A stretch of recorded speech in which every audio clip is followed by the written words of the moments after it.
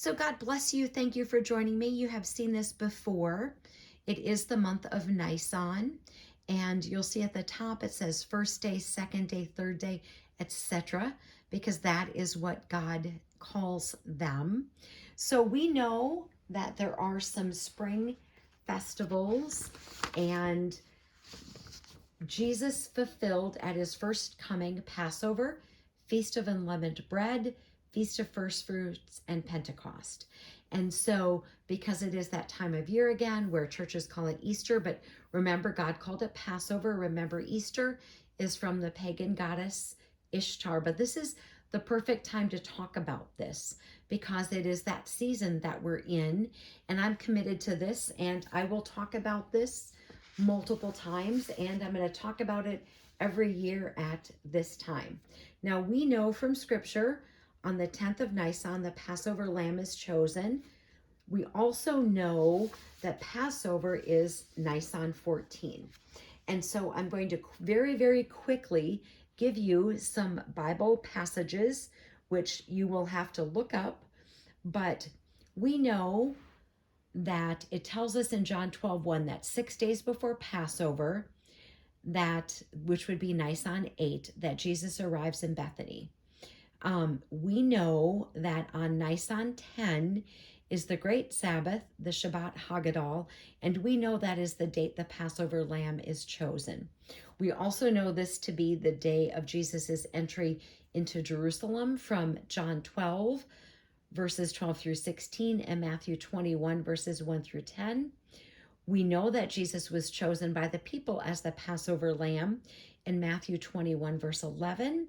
We know that on Nisan 13, from Matthew 26:20, is the Last Supper, which is in the evening because that's when the day begins, according to God.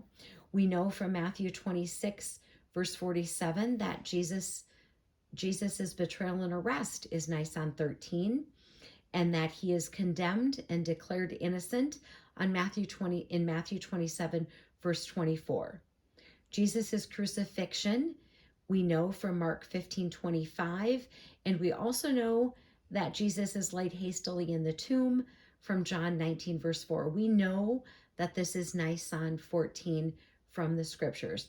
We know the next day, Nisan 15, is the first day of the Feast of Unleavened Bread, and this is a festival Sabbath. So remember, for the people of Jewish faith, that there's things that they are not allowed to do on these feast and festival days. So the second day, the Feast of Unleavened Bread, is a Sabbath preparation day because there's a Sabbath coming. So Mary has to buy all the spices and get those ready because it's going to take time to get those prepared, and it's almost going to be dark, and so she's going to have to wait for the Sabbath to end. And we know that because scripture tells us that in Mark 16, verse 1. And then we know that there's a weekly Sabbath, and then we know that there's a resurrection. So I know I've been through this super duper duper quickly. I'm going to talk about this again as we get closer to what people like to call Easter, but God calls it Passover. But when I make these statements about Jesus not being crucified on a Friday, we can prove that from scripture, that it's a Wednesday. When I say Jesus wasn't resurrected on a Sunday, he was resurrected on a Saturday, we can prove that from scripture. And so I just like to provide, and I know it's really quick, and I apologize for how fast I have to talk to get this in our 5 minutes together.